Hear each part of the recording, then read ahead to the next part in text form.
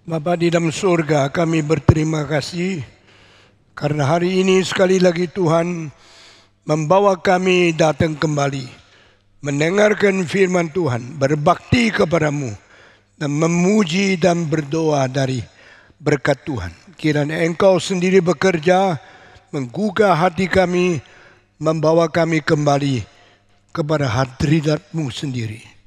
Dengar doa kami, pimpinlah kami. Kami serahkan semua di dalam tangan Tuhan. Demi nama Yesus Kristus, penebus dan juru selamat kami yang hidup, kami berdoa. Amin. Saudara-saudara, mulai hari ini kita dengan tema serangkaian yang baru, panggilan Tuhan di dalam kitab suci.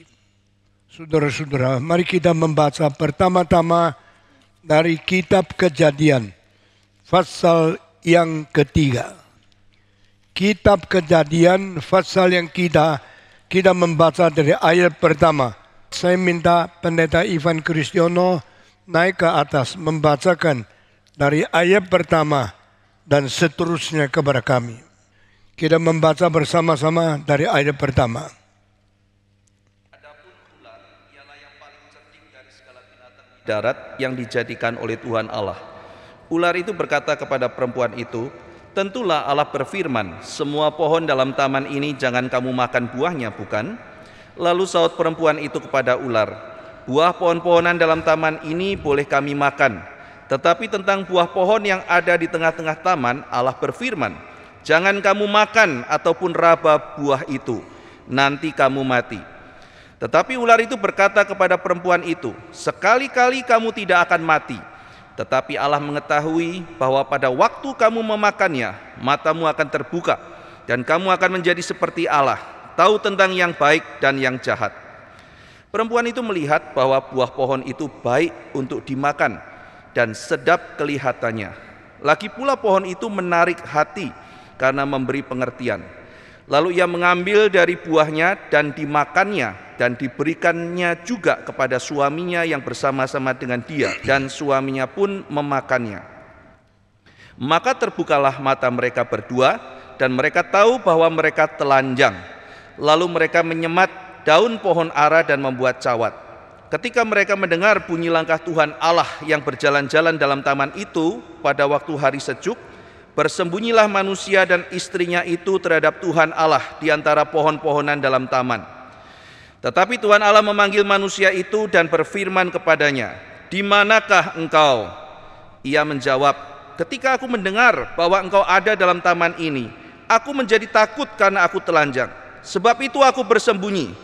Firman-Nya, "Siapakah yang memberitahukan kepadamu bahwa engkau telanjang? Apakah engkau makan dari buah pohon yang kularang engkau makan itu?"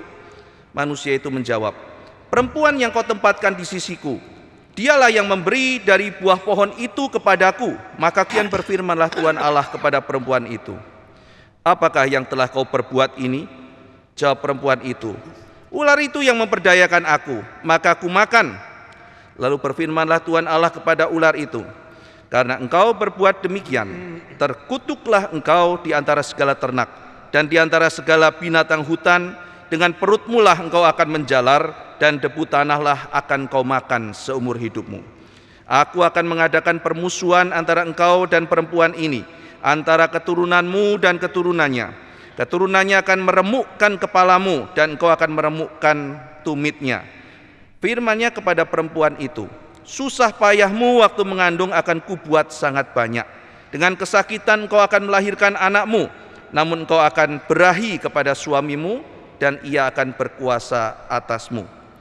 Lalu firman-Nya kepada manusia itu, "Karena engkau mendengarkan perkataan istrimu dan memakan dari buah pohon yang telah kuperintahkan kepadamu, jangan makan daripadanya, maka terkutuklah tanah karena engkau. Dengan bersusah payah engkau akan mencari rezekimu dari tanah seumur hidupmu. Semak duri dan rumput duri yang akan dihasilkannya bagimu, dan tumbuh-tumbuhan di padang akan menjadi makananmu. Dengan berpeluh engkau akan mencari makananmu, sampai engkau kembali lagi menjadi tanah, karena dari situlah engkau diambil, sebab engkau debu dan engkau akan kembali menjadi debu."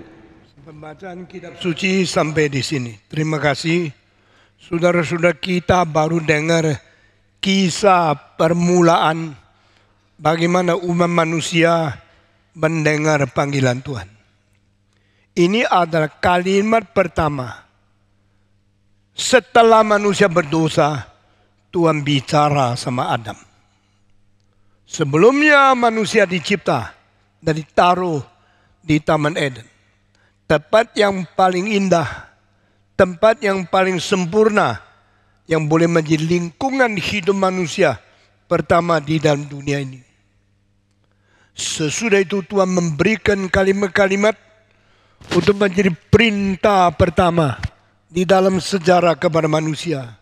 Sesudah itu Tuhan meninggalkan Adam, Hawa berada di Taman Eden.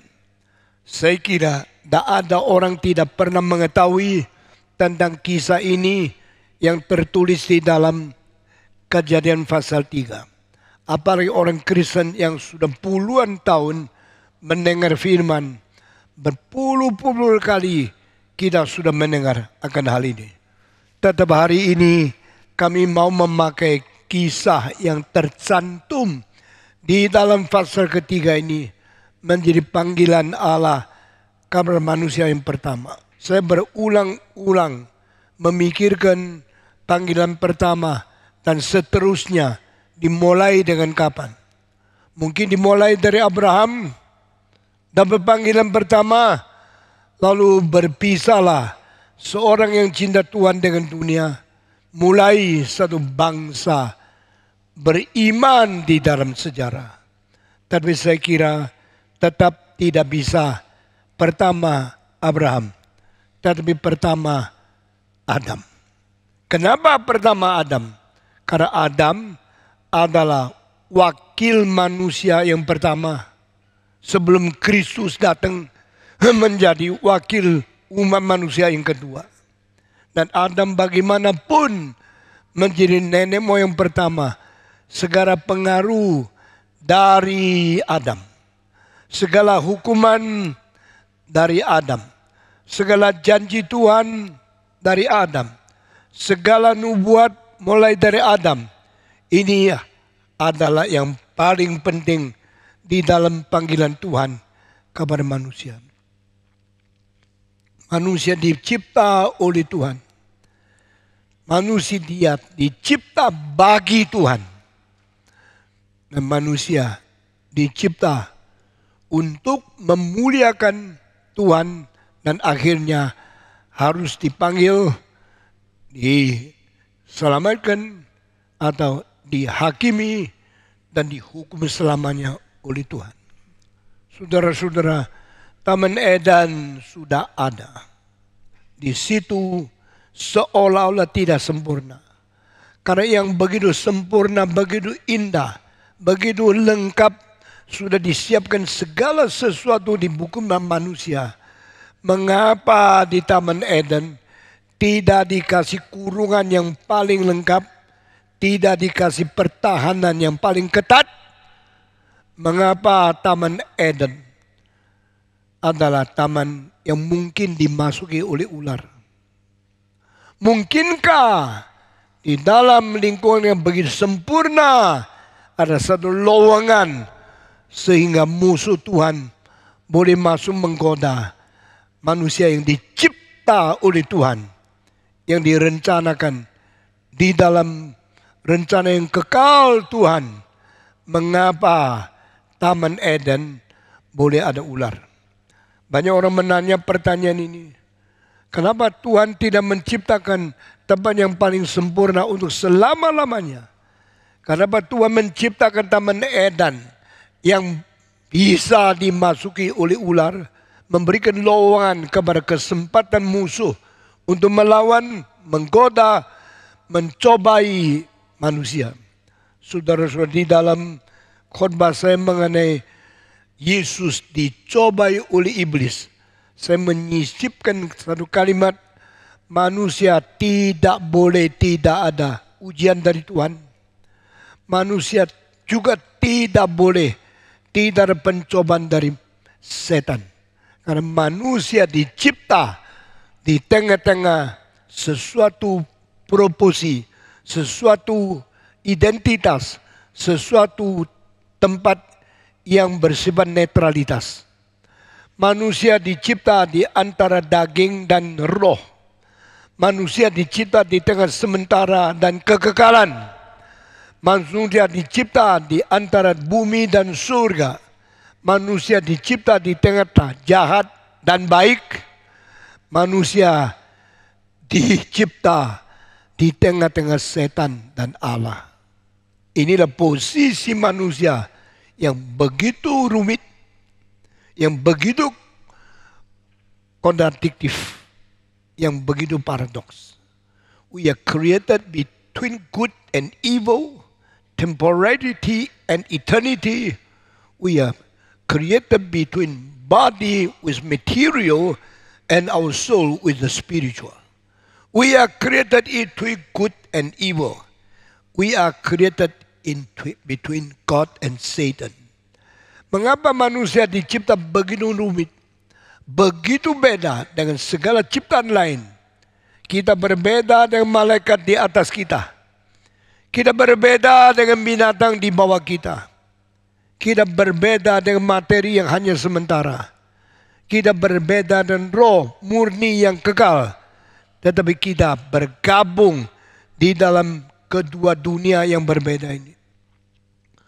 Selama puluhan tahun kita hidup di dalam materi, hidup di dalam kebutuhan seks, di dalam kebutuhan makanan.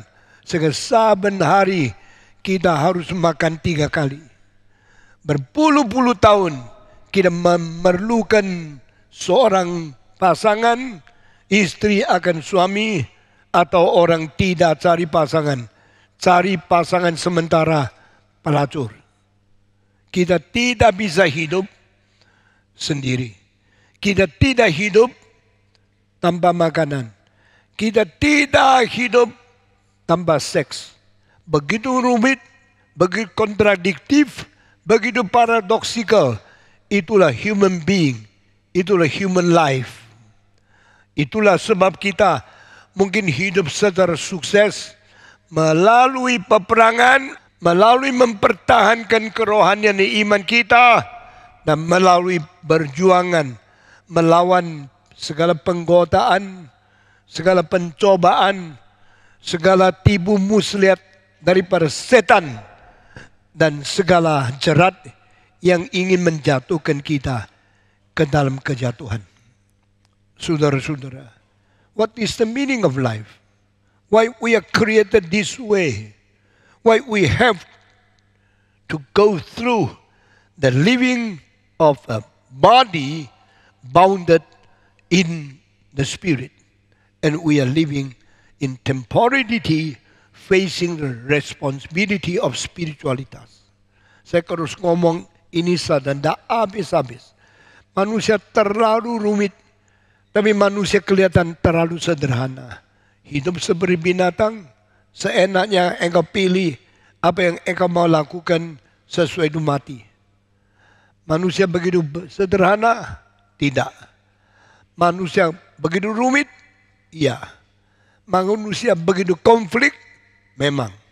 Manusia begitu bertanggung jawab? Benar. Manusia hidup di dalam paradoxical life. Manusia hidup di dalam mixture between temporality and eternity. Saudara-saudara, Adam, kau dicipta dari tanah dan debu. Adam, kau diberikan jiwa yang bersifat kekal. Adam, kau dicipta harus dicobai oleh iblis. Adam, kau dicipta harus dengar firman Tuhan. Begitu rumit, begitu kompleks adalah hidup sebagai saya, sebagai engkau yang namanya manusia. Tidak ada binatang yang berdengar khotbah setiap minggu seperti manusia. Tidak ada malaikat yang perlu beribadah seperti kita di dunia. Saudara-saudara, engkau rasa terlalu sibuk harus ke gereja setiap minggu? Atau engkau rasa setiap minggu ke gereja pun tetap sulit mengerti firman yang diberitakan seumur hidup. Bagaimana perasaan engkau? Saya minta engkau kembali baik-baik menunggu firman Tuhan. Minggu ini suara pertama Tuhan kepada manusia setelah manusia berdosa. Sebelum manusia berdosa, sudah ada firman Tuhan, sudah. Sebelum manusia berbuat dosa, sudah perintah Allah, sudah. Yaitu janganlah makan buah yang terlarang. Hanya satu perintah, hanya satu kalimat. Kalimat ini mewakili keadilan Allah. Kalimat ini mewakili hukum Allah. Kalimat ini mewakili hukum Taurat. Kalimat ini mewakili hati suara runani kita yang bicara tentang keterbatasan kebebasan di dalam hidup kita. Saudara-saudara, Adam sudah dengar kalimat itu, dengar jelas. Tuhan berkata, semua engkau boleh makan, hanya satu pohon tidak boleh makan. Tidak terlalu sulit menjalankan perintah Allah. Tidak terlalu banyak yang dibatas kebebasan Tuhan Allah. Tidak banyak, cuma satu pohon saja yang buahnya engkau tidak boleh makan. Sedang dengar itu? Oh gampang ya. Hidup di Eden, hidup di dalam Taman Eden hanya perlu memerintah, menjalankan satu batasan yang diperintahkan oleh Tuhan. Itu pun sekarang sudah menjadi segala permulaan kesulitan. Manusia lebih suka bebas? Iya. Manusia tidak memberi batas? Iya. Justru manusia tidak mungkin hidup tanpa batas. Manusia tidak boleh mutlak bebas. Karena Tuhan yang memberikan batasan itu. Mengapa ada agama? Karena mau keluar dari batasan. Mengapa ada agama? Karena mau keluar dari kemelut, daripada kesulitan. The effort to get through from the trouble and limitation, it is a motivation of religion. Semua agama melihat satu hari, kalau kita tidak lagi dibatas oleh tubuh, kita boleh bebas di dalam roh, kita sudah masukkan kekekalan, berhenti pergumulan di dunia, berhenti kesulitan, keterbatasan di dalam fisik. We are going to be free. We are going to be set free forever and ever. That is the reason we need religion. Saudara-saudara, permulaan daripada Taman Eden. Setelah Allah memberikan perintah, Allah pergi. Manusia sekarang hidup dengan ada firman untuk memberikan perintah kepada dia. Tetapi cukup? Tidak. Di situ ada suara lain, ada unsur yang berbeda masuk ke dalam Eden untuk mencobai Adam. Itulah suara setan. Maka ditulis ular itu yang lebih licik, lebih cerdas dari semua binatang datang kepada Adam. Saudara-saudara, ular lebih licik, ular lebih cerdas dari semua binatang. Berarti jangan engkau menghina bentuk yang seperti binatang, tapi dia mempunyai kelebihan lebih dari semua binatang. Jangan kira setan lebih rendah dari manusia, karena besok akhirnya manusia akan menghakimi semua malaikat. Kamu kira dia rendah? Kamu kira dia bodoh? Kamu kira dia terbatas? Cuma ular saja. Karena penghinaan yang tidak mengerti seluruh 3 dimensi yang jauh lebih daripada kita bisa lihat, membuat engkau akhirnya gagal total. Perempuan apa itu? Banyak laki-laki menghina perempuan. Apalagi perempuan yang perlu uang. Kasih ratusan ribu. Sudah buka baju untuk kamu. Itu mainan. Perempuan itu kecil. Dia lebih kecil dari kamu. Dia lebih rendah dari kamu. Yang bikin rusak seluruh keluargamu. Yaitu anak perempuan. Yang buka baju gampang. Terima uang terima. Dan engkau hancur seumur hidup. Engkau melihat ular cuma binatang. Tak bisa apa-apa. Bikin seluruh umat manusia melawan Tuhan. Karena satu ular bicara satu kalimat. Kalimat ular harus diteliti. Sama seperti kalimat dari Tuhan. Harus engkau lebih teliti. Tuhan berkata, firman asli. Taman ini semua buah boleh makan. Kalau cuma dengan kalimat ini senang. Saya boleh makan semua buah. Tidak ada yang dilarang. Tapi Tuhan berkata, hanya satu pohon. Engkau tidak boleh makan. Perintah Tuhan tidak banyak. Perintah Tuhan tidak rumit. Perintah Tuhan cuma satu. Yang jangan, engkau jangan. Yang boleh, silakan lakukan. Jangan makan satu saja. Saudara-saudara, banyak orang menghina yang satu saja. Karena sedikit. Minoritas. Itu tidak penting. Di antara ratusan pohon. Cuma satu yang tidak boleh makan. Kalau itu satu minoritas. Itu kecil. Itu sangat tidak proporsional. Tidak usah peduli. Justru hal yang kecil engkau lalukan. Hal yang kecil engkau lalaikan. Itulah menjadi bencana besar di dalam hari depanmu. Setan pakai ular berkata kepada Adam, bukankah Allah suruh engkau jangan makan semua buah di sini? Adam menjawab, diwakili oleh Hawa, Tuhan berkata semua boleh makan kecuali satu pohon supaya engkau jangan mati. Langsung dijawab, engkau tak tentu mati. Di sini mulanya semua penyelewengan filsafat, penyelewengan dari kebenaran mulai dari Kejadian pasal 3. Waktu saya umur 20 sampai 30, saya ingin sekali besok tua menerbitkan satu buku namanya Genesis 3. Pasal 3 Genesis.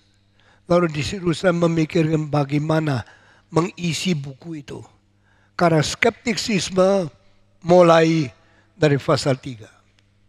Relativisme mulai dari pasal 3. Kelihatan benar tapi salah mulai dari pasal 3. Kelihatan salah tapi benar mulai dari pasal 3. 4 hal ini, relativisme dan skeptisisme dan benar tapi kelihatan salah. Salah kelihatan benar. Bukankah ini 4 sudut yang bikin kekacauan sejarah filsafat selama lebih daripada 3.000 tahun?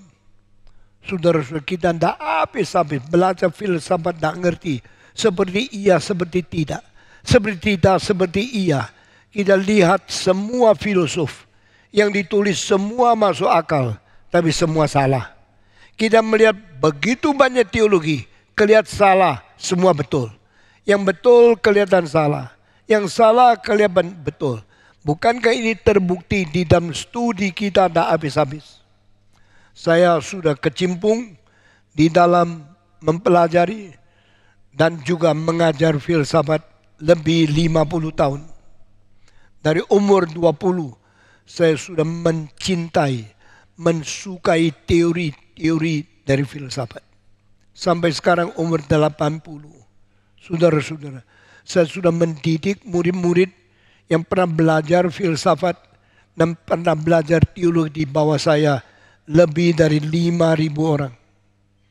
Saya sudah pernah mengajar pendeta yang sudah ditabiskan lebih 2.500 orang. Mereka banyak yang mulai senang, mulai sentuh, mulai pikir, mulai kecimpung ke dalam filsafat. Semua yang dipikirkan adalah tentang yang mana benar, yang mana tidak benar. Yang seperti benar, salahnya di mana. Yang seperti salah, benar di mana. Yang skeptisisme harus diragukan yang mana. Bagian yang tidak boleh diragukan, itu bagian yang bagaimana. Yang kelihatan tidak mutlak, tapi relativisme. Kenapa relativisme? Kenapa yang mutlak tidak mutlak? Kenapa yang tidak mutlak-mutlak? Inilah yang menjadi sesuatu wilayah tak habis-habis. Manusia menyelidiki di dalam filsafat. Waktu engkau baca filsafat satu orang, sebelum engkau mendalam, engkau pasti merasa yang dikatakan benar semua. Tetapi setelah engkau belajar buku dia dibanding buku orang yang kritik tentang dia, makin banyak engkau baru mulai ragu apa yang ditulis tidak tentu benar. Makin belajar, makin engkau relatif. Makin belajar, engkau relatif dan mutlak. Seperti hari ini pendeta-pendeta yang baru baca satu buku tafsiran tentang wahyu. Dia langsung khotbah seperti dia paling ngerti wahyu. Tapi tahu tidak, teori menjelaskan wahyu paling sekitar 1.100 macam. Engkau baca buku 100, 200, 300. Engkau tak berani tafsirkan kitab wahyu. Karena yang engkau kira mutlak menjadi relatif. Yang engkau kira pasti menjadi tidak pasti. Ini mulai dari mana? Dari Kejadian pasal 3. Apa Tuhan bilang? Tuhan bilang, tak boleh makan pohon itu. Buahnya jangan engkau ambil. Hari engkau makan buah itu, hari itu engkau mati. Setan bilang, tidak tentu engkau mati. Yang tentu tidak tentu. Yang Tuhan bilang pasti dijadikan tidak pasti. Karena ada perubahan dari teori setan. Sekarang banyak pendeta mengakibatkan orang tidak mempunyai keberanian percaya kepada Tuhan. Banyak orang Kristen menganggap dia sudah sangat tahu Alkitab. Akhirnya dia menghina, melecehkan, menolak, mengatakan setan itu cuma ular kok, tidak apa-apa kok. Justru dia ular. Tapi Alkitab mengatakan dia lebih cerdas dari semua binatang yang lain. Setan lebih bisa menipu kita daripada semua yang lain. You menghina dia, you melecehkan dia. Dia mempunyai keunggulan yang kau tidak sadar. Banyak orang kira perempuan itu biasalah. Perempuan gampang. Tidak tahu banyak pahlawan yang paling besar. Manusia paling hebat jatuh di tangan perempuan yang kecil. Masih ingat Samson? Samson begitu agung, begitu kuat. Dia suka tidur di pahanya seorang wanita namanya Delila.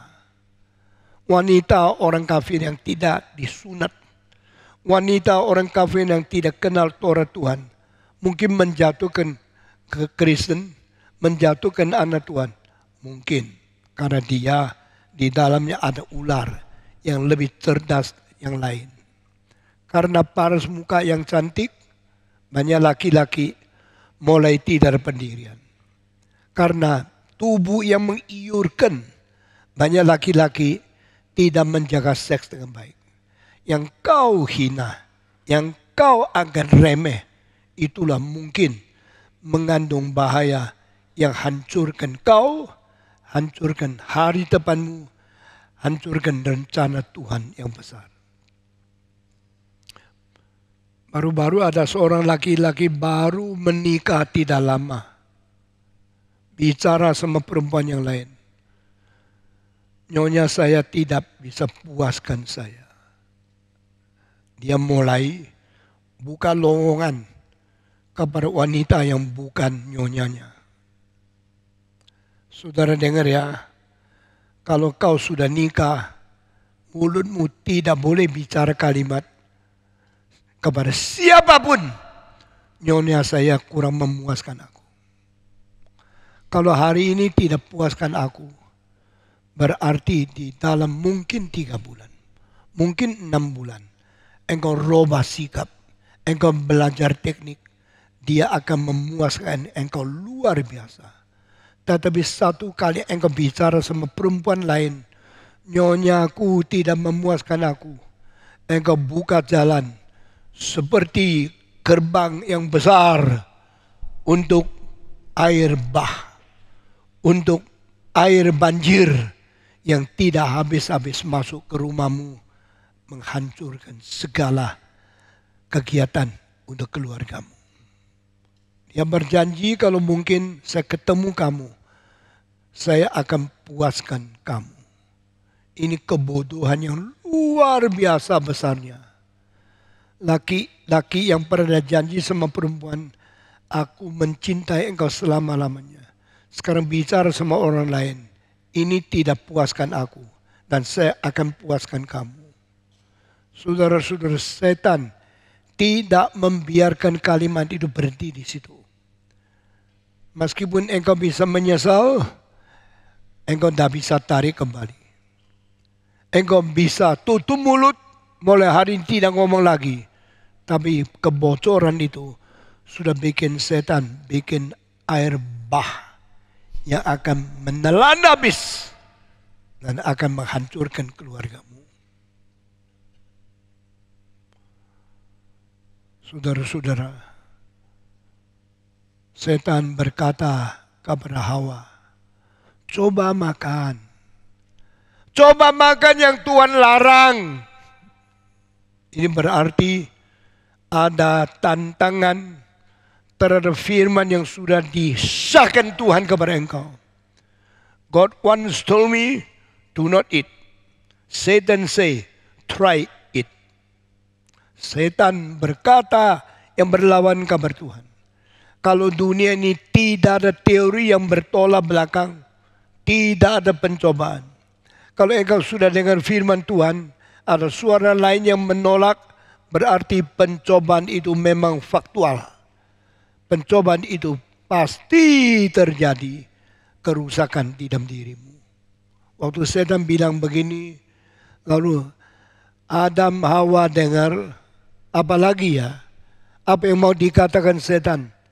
Apakah yang menjadi untung bagi saya jikalau saya tidak menjalankan firman Tuhan? Jikalau saya coba-coba menerima yang disodorkan oleh iblis. Matamu akan menjadi besar. Siapa perempuan tidak tahu, tidak mau matanya besar? Di Indonesia banyak istri yang sah matanya kecil-kecil. Banyak pembantu gundik atau orang-orang kecil matanya gede-gede. Banyak orang yang membuang istrinya justru karena matanya kurang besar. Banyak orang tergoda justru matanya pembantunya lebih besar. Coba, cantik, bagus, mata gede, coba 1 malam saja. Mungkin puas. Kalau sesudah puas, kenapa mesti lengket sama istrimu? Bukankah yang boleh dipilih banyak? Bukankah istri bukan yang paling memuaskan engkau? Engkau mulai melonggarkan diri, membebaskan diri. Engkau mulai coba buah yang terlarang. Saudara-saudara, dosa masuknya dengan hal yang kecil, tetapi dosa akan mengakibatkan kecelakaan yang besar. Calvin berkata orang suci bukan orang yang tidak berbuat dosa. Tidak ada orang suci. Tetapi jikalau orang suci itu ada, hanya karena mereka mempunyai sensitif yang besar sekali terhadap dosa yang kecil. The great sensitivity toward the very small sin cause you to be a saint. Apa yang menjadikan engkau orang suci? Engkau mempunyai kepekaan yang besar terhadap dosa yang kecil. Jangan kira yang kecil itu kecil. Yang kecil bisa menjadi besar. Yang kecil bisa menjadi perusak. Yang kecil bisa menghancurkan seluruh rayap. Bisa membuat rumah kayu semua roboh. Bakteri kecil bisa bikin orang paling sehat menjadi mati. Jangan kira itu kecil. Engkau perlu satu kepekaan yang besar menghadapi perusak yang kecil. Kalau dari kecil engkau tidak usir kemungkinan-kemungkinan yang akan merusak engkau akan menuai kecelakaan yang besar. Saudara-saudara, semua orang besar gagalnya karena soal kecil. Semua orang agung gagalnya karena dosa yang kecil. Engkau tidak boleh menghina yang kecil. Cuma ular kok. Kakinya pun tidak ada. Takut apa? Orang Tionghoa mengatakan hati manusia tidak puas seperti ular bisa menelan gajah. Ular menelan gajah itu dianggap tidak mungkin. Ular kecil, gajah begitu besar. Tapi saudara tahu, tulang ular tidak tertutup. Tulang manusia di sini tertutup. Sehingga kita mau bikin lebih besar. Tidak mungkin ini tutup. Antara kanan sama kiri dikunci. Tapi ular kanan kiri tidak kunci. Terbuka. Sehingga kalau dia sudah makan, dia bikin besar. Tulangnya tidak tutup. Dia bisa buka. Sehingga kambing dimakan oleh dia. Dia bisa menjadi isi. Kuda dimakan oleh ular yang besar. Dia perutnya membengkak. Itu disebab kalimat Ren Xin Pucu Se Tun Xiang. Hati manusia kalau tidak puas seperti ular akan menelan gajah. Saya dengar kalimat itu tidak mungkin. Sampai beberapa hari lalu saya lihat ada ular menelan gajah yang kecil. Dia telan. Dia buka ini. Lalu ini buka. Makin lama makin besar. Dia telan. Gajah kecil itu ditelan oleh dia. Dan dia sesuai itu tidak bisa gerak.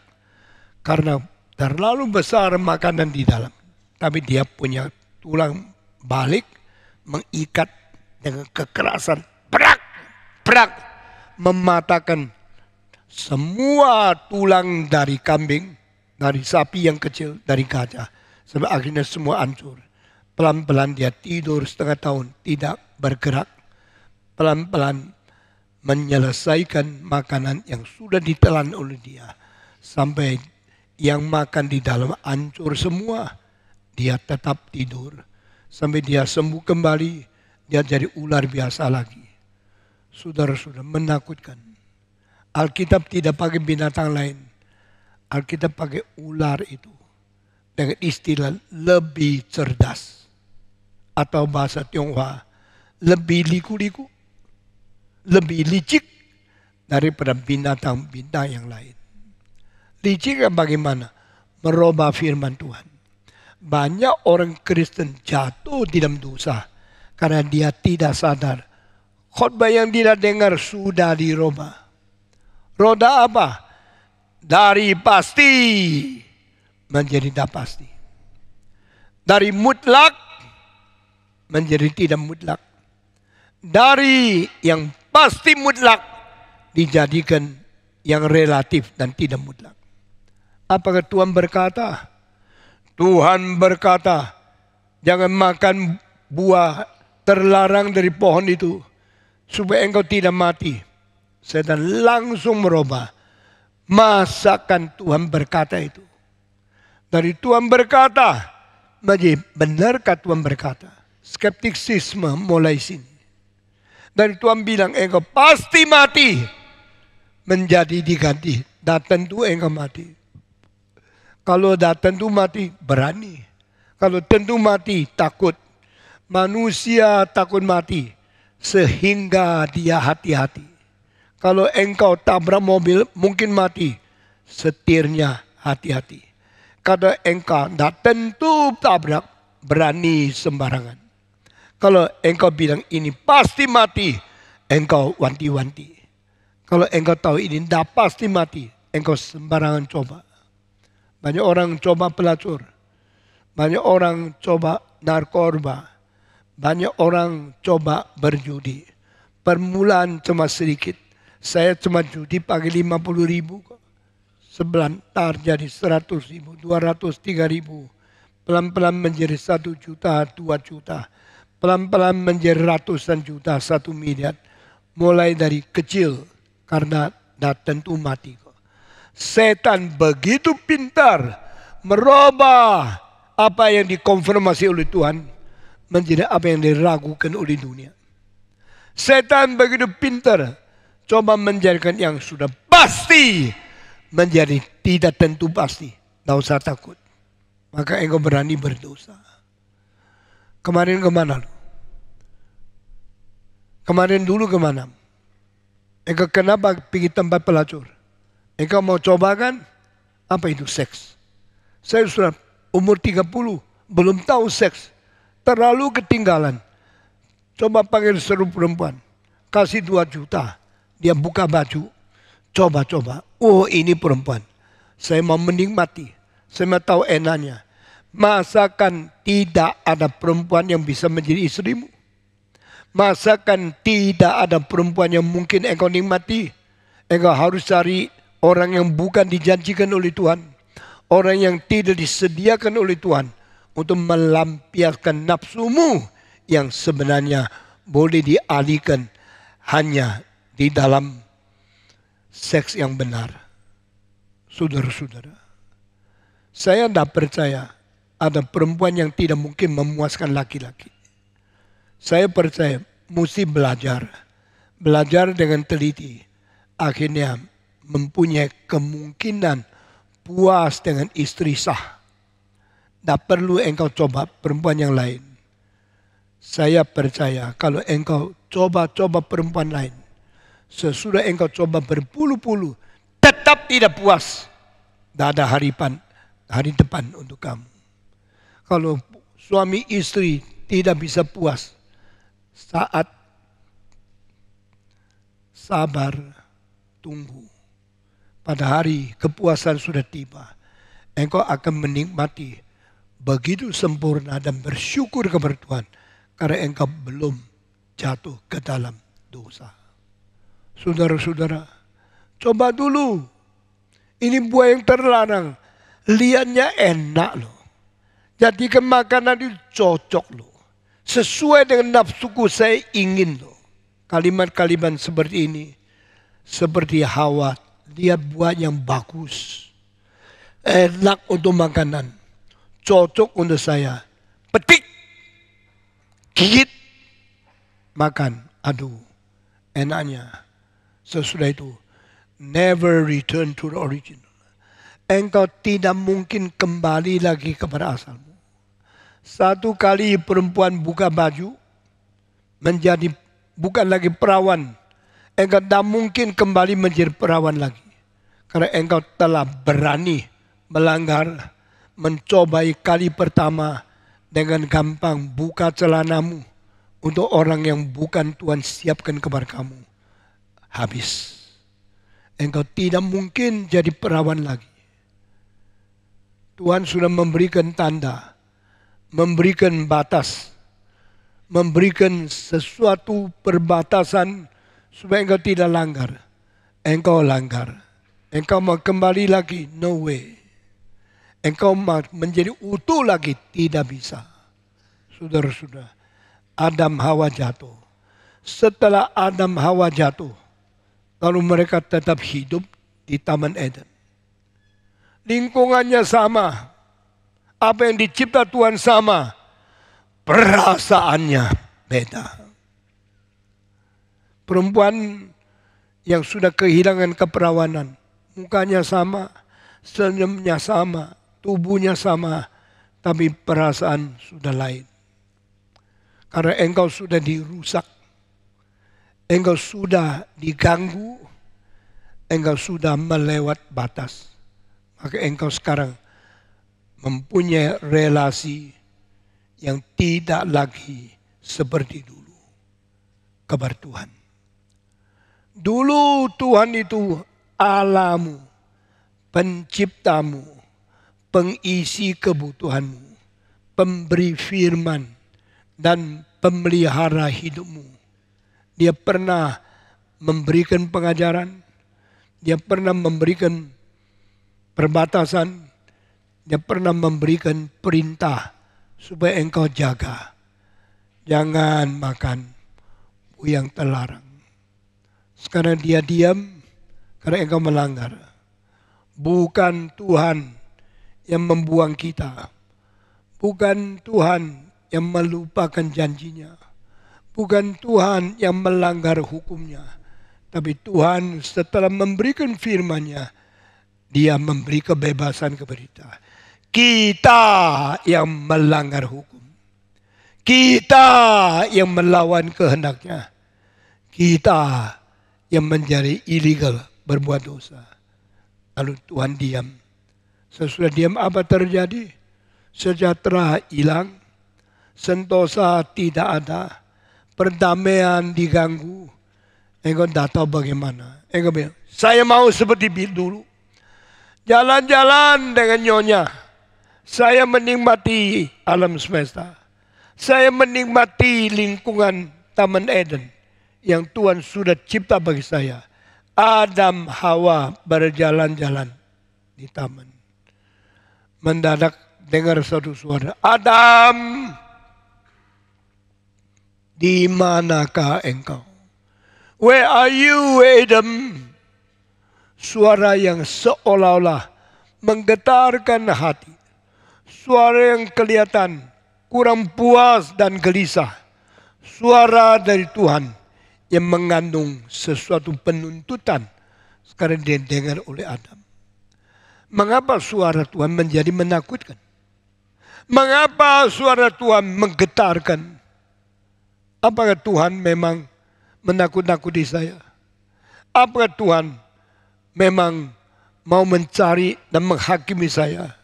Dia dengar yang kata, Adam, di manakah engkau? Cilaka. Sekarang saya di mana? Saya diketahui. Dia tahu saya sudah makan. Dia tahu saya sekarang sudah kabur. Sekarang saya sudah melakukan hal yang tidak diizinkan. Apa yang dilakukan? Mempetik daun. Merusak lingkungan. Menutupi ketelanjangan. Inilah 3 hal. I destroy your creation. I pick up all the branch of the tree and I make a artificial leaf to cover up my nudity. Saudara-saudara, aku menutup, aku menudungi, aku menyangkal bahwa aku sudah telanjang. Telanjang tidak apa-apa kan? Masa ada orang nikah tidak telanjang? Untuk engkau nikah, engkau berhak berkata pada istri, buka celana. Saya mau lihat paling dalam. Saya mau lihat sampai tuntas. Karena saya sudah menikah dengan engkau. Tidak apa-apa. Telanjang itu indah. Badan yang dicipta Tuhan mempunyai bentuk daripada curve. Mempunyai arus. Daripada seluruh bentuk yang terindah di dunia. Tidak ada sesuatu bentuk yang lebih indah daripada manusia. Manusia dicipta Tuhan dengan garis-garis, lengkung-lengkung, dan dengan seluruh keindahan yang tidak bisa dilawan.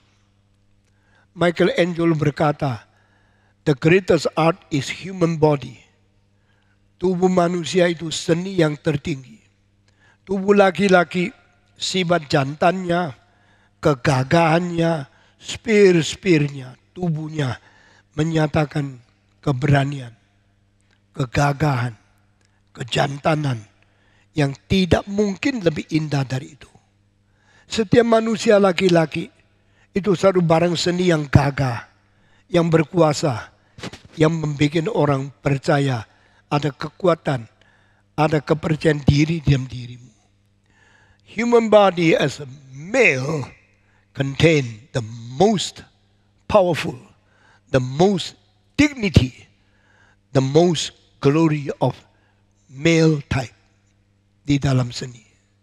Setiap perempuan mengandung seni terindah dari kelembutan, daripada sesuatu keindahan female yang tidak ada lawannya. Tidak ada binatang lebih bagus dari manusia.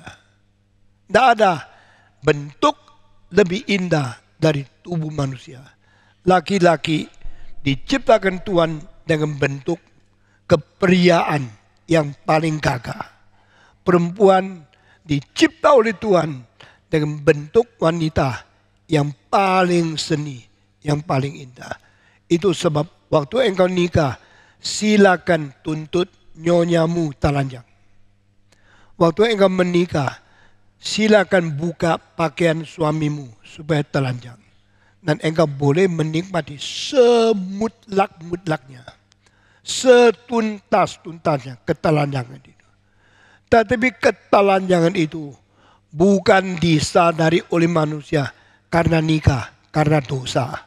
Di situ cilakalanya.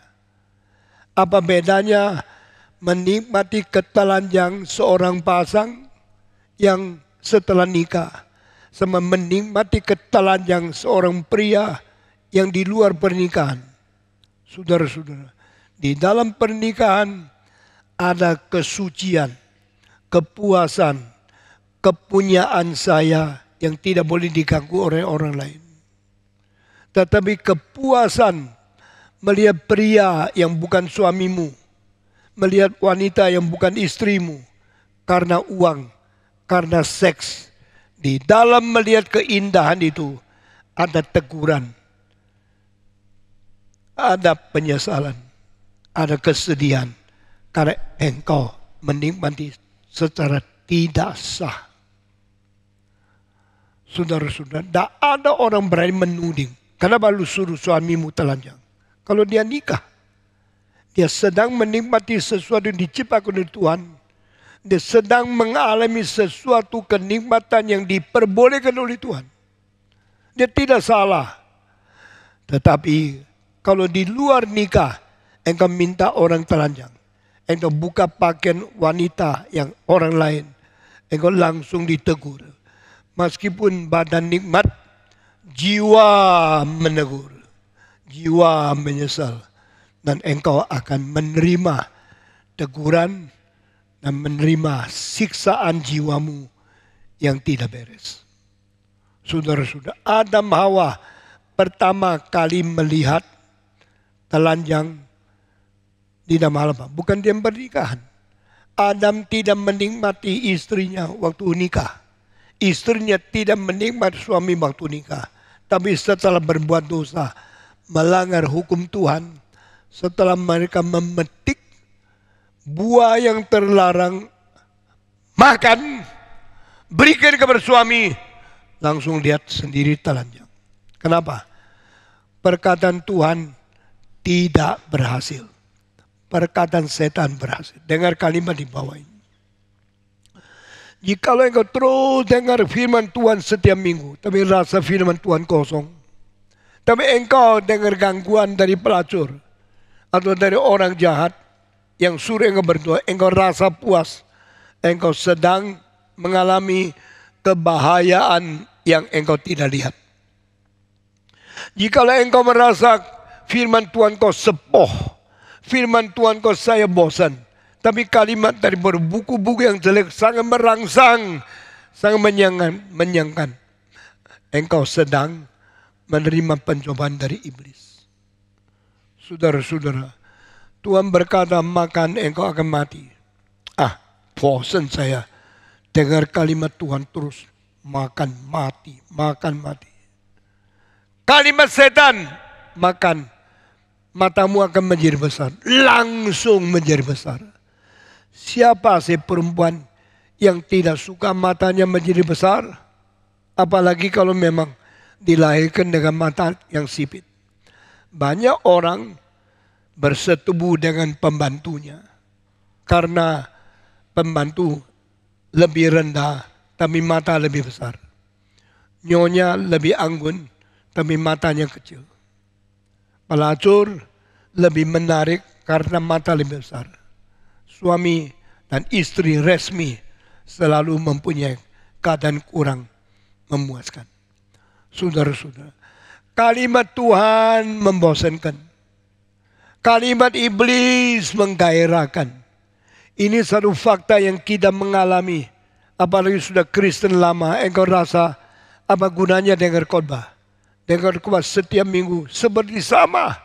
Tapi taat kepada penggodaan iblis langsung terangsang. Saudara-saudara, di dalam dunia ini, hidupmu tertarik oleh siapa?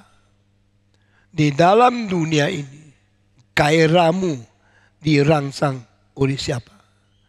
Hati-hati. Setelah makan mata besar. Sudah besar selesai? Selesai karena sudah nikmati? Tidak. Sudah dengar kalimat di bawah ini. Setelah Adam Hawa makan buah terlarang, mereka menjadi puas.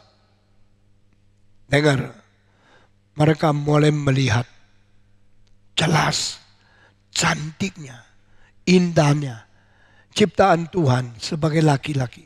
Begitu jantan, begitu gagah, dagingnya, spirnya, membuat perempuan puas.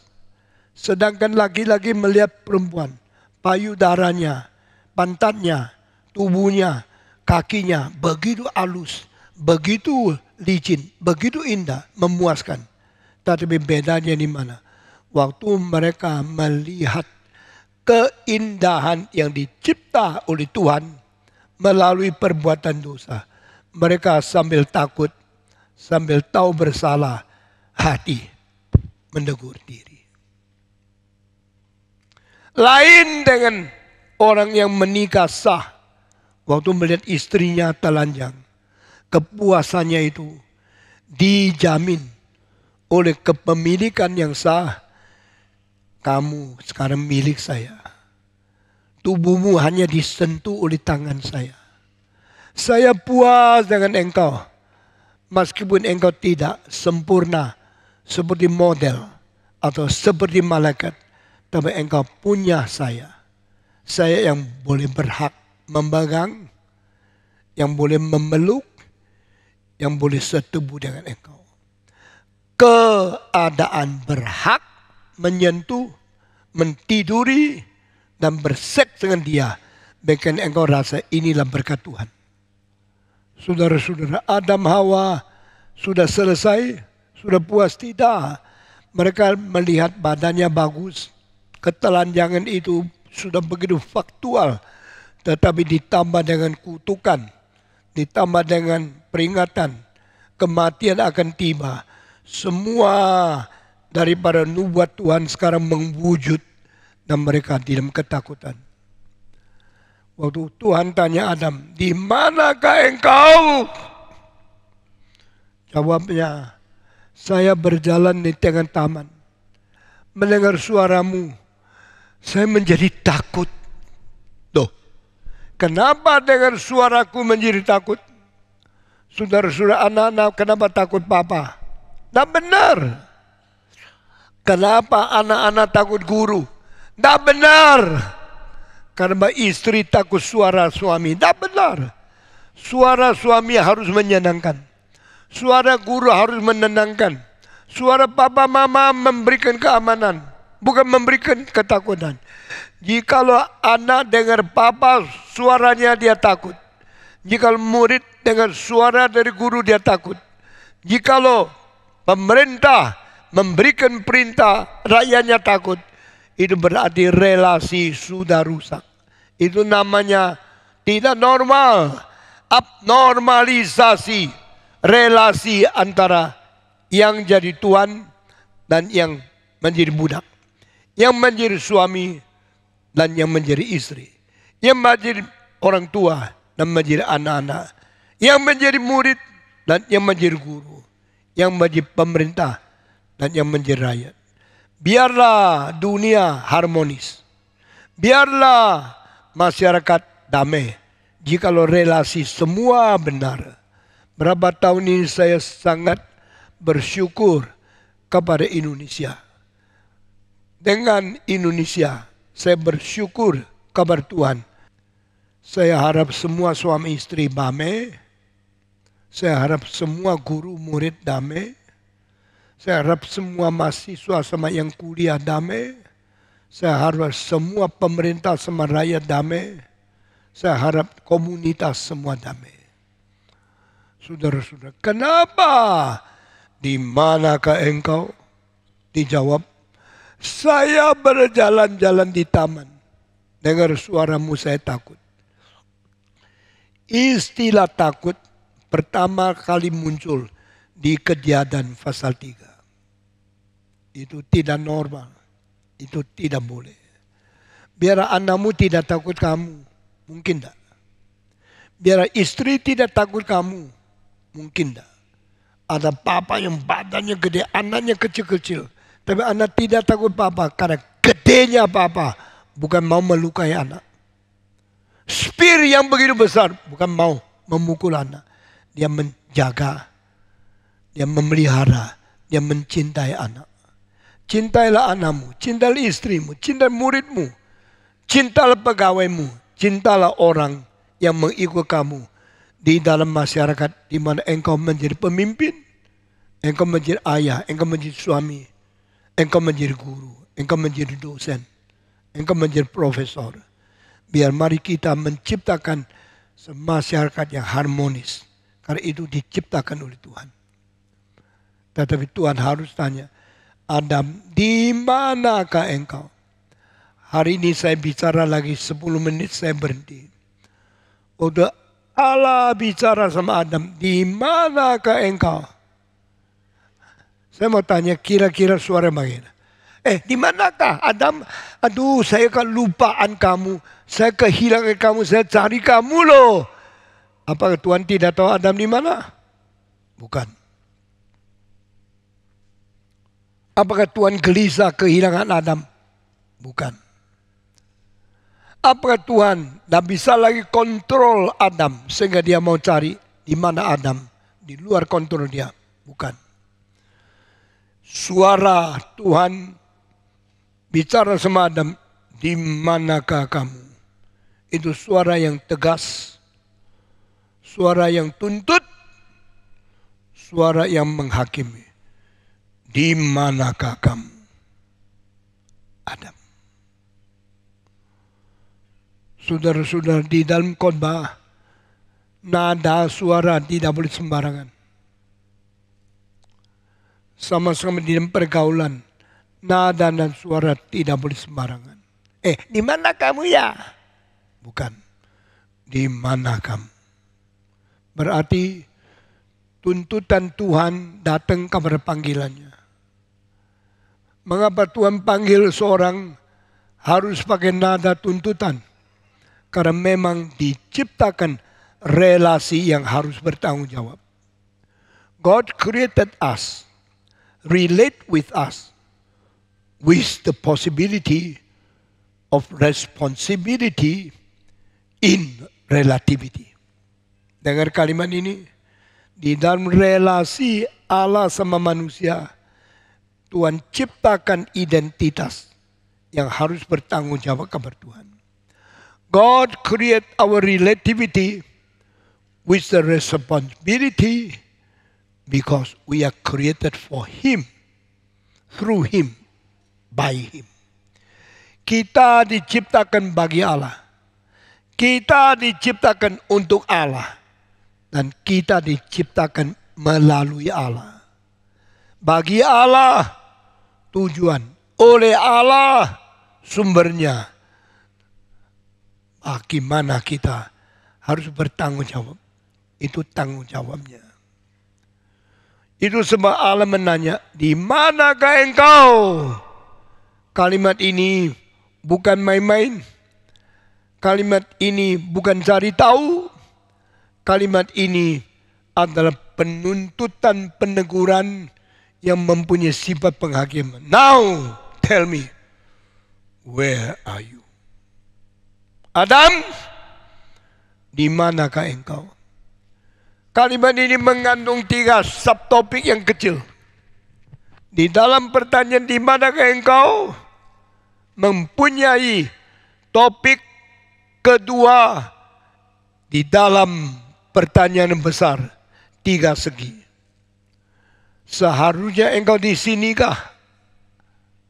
Atau memang engkau diciptakan seharusnya bukan di sini? Dan setelah engkau lari ke sini, tinggalkan semata harusnya, engkau akan menuju ke mana? Engkau akan di mana? 3 pertanyaan. Di manakah engkau seharusnya? Mengapa di sini engkau sekarang? Dan tahu tidak engkau akan menuju ke mana hari kelak? 3 subtopic. Besides the main question, where are you? Now, Tuhan tanya, engkau seharusnya di mana? Kenapa engkau di sini? Engkau sudah melepaskan identitasmu yang asli. Engkau sekarang sudah jatuh di dalam identitas yang tidak seharusnya. Tahu tidak, engkau akan menuju ke identitas kelak yang menakutkan. Kalau engkau betul-betul merenungkan kalimat di manakah engkau, dengan mengerti dan tuntas, engkau akan ketakutan. Karena kita tidak cipta di sini. Kalau engkau sekarang bukan di pinggir istrimu, tapi engkau di pinggir pelacur, suara ini berkata, di manakah engkau? Kenapa pinggirmu perempuan orang lain? Kenapa engkau tidur di pahanya perempuan yang bukan istrimu? Di manakah engkau menuntut? Maka waktu Tuhan tanya sama Adam, di manakah engkau? Mengandung pertanyaan, seharusnya engkau di mana? You tahu tidak? Seharusnya engkau di mana? Kalau engkau tahu, saya tanya, mengapa engkau di sini? Ini bukan tempatmu. Engkau harus kembali ke tempat asli. Engkau harus tidur di pinggir istrimu, bukan tidur di sini. Engkau jalan di dalam Eden. Kenapa engkau takut? Di dalam Eden, tempat boleh bersatu dengan Tuhan. Engkau boleh bersekutu dengan Tuhan. Engkau boleh tukar pikiran, bicara, diskusi banyak hal dengan Tuhan. Kenapa engkau takut? Kalau seorang anak takut papanya, sudah ada beres. Kalau seorang murid takut gurunya, sudah tidak beres. Kalau seorang bawa kemudi, lihat polisi takut, sudah tidak beres. Atau dia tidak resim, atau dia sedang melanggar peraturan lalu lintas. Polisi muncul, dia gemetar, tidak beres. Adam, kenapa engkau takut kepada saya? Tidak tahukah aku pelindungmu, aku eskormu, aku memeliharamu, aku pencinta kasih sayang yang paling murni kepada engkau. Why you afraid of me? Why you fear me? Kenapa engkau takut sama saya? Sudah tidak beres.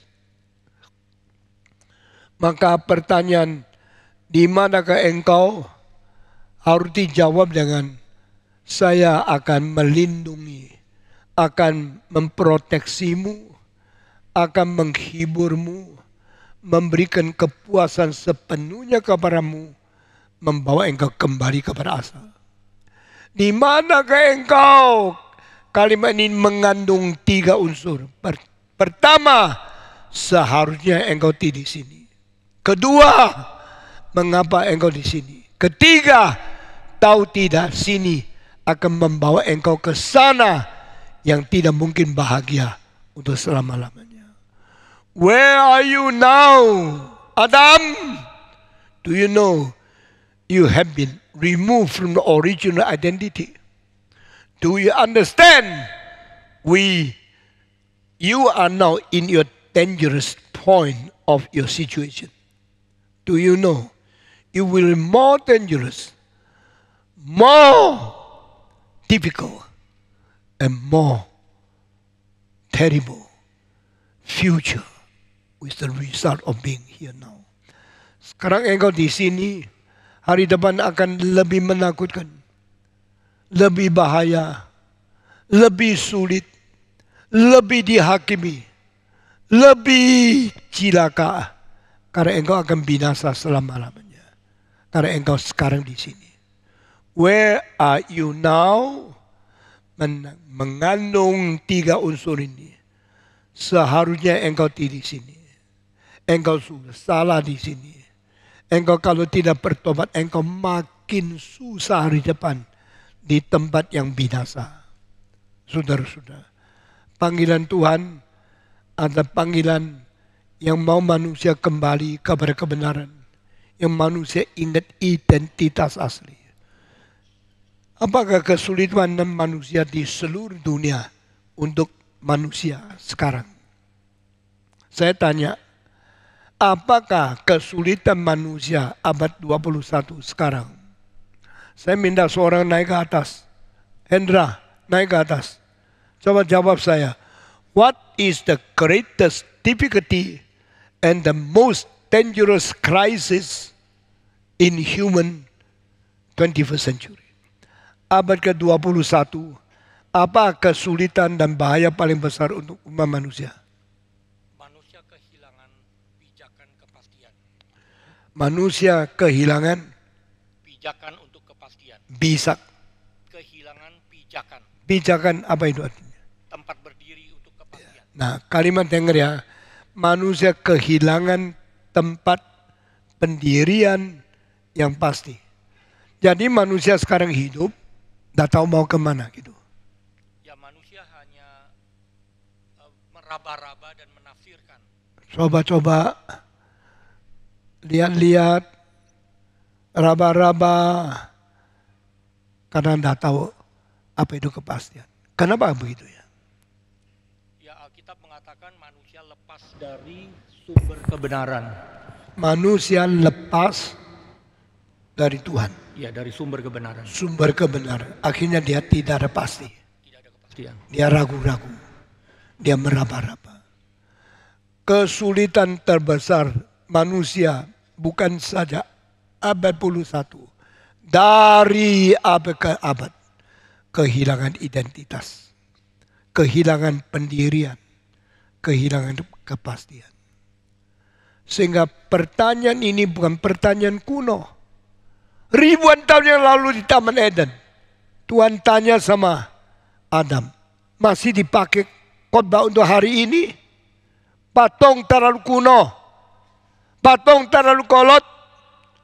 Kenapa sudah abad 21 masih khotbah pasal ketiga? Karena pertanyaan sama, never change, never different. What is the difficulty of human being?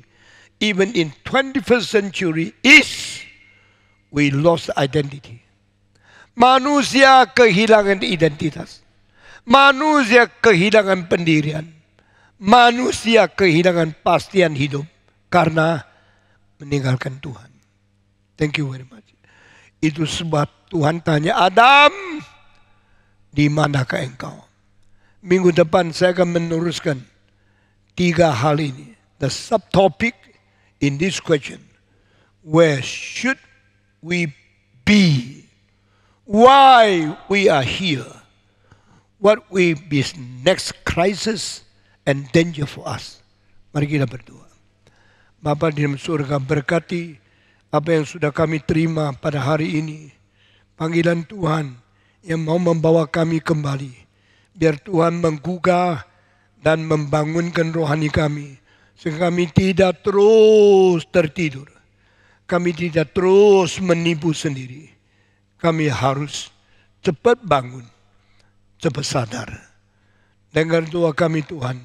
Dalam nama Yesus. Penebus dan juru selamat kami yang hidup. Kami sudah berdoa. Amin.